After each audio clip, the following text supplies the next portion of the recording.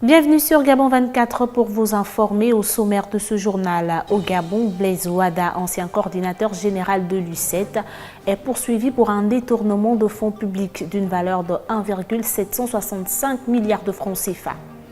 Au Cameroun, l'usine de liquéfaction flottante de gaz naturel devrait commencer à être exploitée à la fin du premier trimestre 2018. En Russie, à quelques jours de l'élection présidentielle, un nouveau parti voit le jour. Ksenia Sobchak, candidate, en est la présidente. Ravi d'être avec vous. Et justement, électrifier les zones rurales non raccordées au réseau SEG, c'est l'objectif que s'est fixé le gouvernement gabonais avec un projet d'installation de kits solaires, un projet présenté lors du sommet de l'Alliance solaire internationale en Inde. Le Gabon s'est engagé dans la transition énergétique et dans le développement des énergies. Regardons.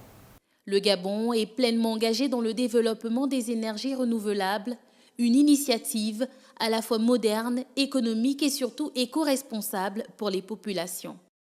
On vous l'annonçait également en titre, Blaise Wada, ancien coordinateur général de l'unité de coordination des études et des travaux en abrégé UCET, un programme d'assainissement de Libreville est poursuivi pour un détournement de fonds publics d'une valeur de 1,765 milliards de francs CFA.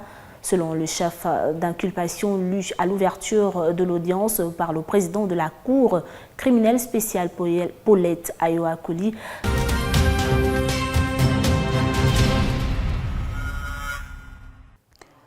On vous l'annonçait également au titre au Sénégal, un hélicoptère de transport de l'armée sénégalaise ralliant Ziguinchor à Dakar s'est écrasé près de Missara dans la soirée de mercredi. Le bilan est lourd, 8 morts, 13 personnes blessées. Selon donc un dernier bilan communiqué par les autorités ce jeudi, les blessés ont été pris en charge par le groupement national des sapeurs-pompiers et transférés vers l'hôpital régional de Kaolack. Une commission d'enquête a été diligentée afin de déterminer les circonstances de l'accident.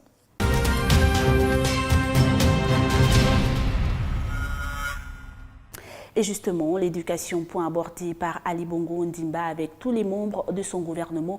Le chef de l'État a tapé le poing sur la table en déplorant le fait que la politique mise en œuvre dans ce secteur clé ne suive pas. Également, dans ce Conseil des ministres, le gouvernement gabonais a acté sur le retrait des troupes gabonaises de la République centrafricaine qui était depuis 1997. Vous aurez donc plus de détails à ces sujets au cours de nos prochaines éditions d'information.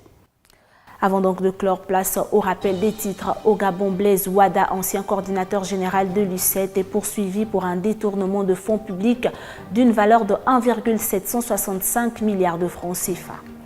Au Cameroun, l'usine de liquéfaction flottante de gaz naturel devrait commencer à être exploitée à la fin du premier trimestre 2018. En Russie, à quelques jours de l'élection présidentielle, un nouveau parti voit le jour. Ksenia Sobchak, candidate, en est la présidente. Voilà, restez avec nous, l'information se poursuit sur Gabon 24.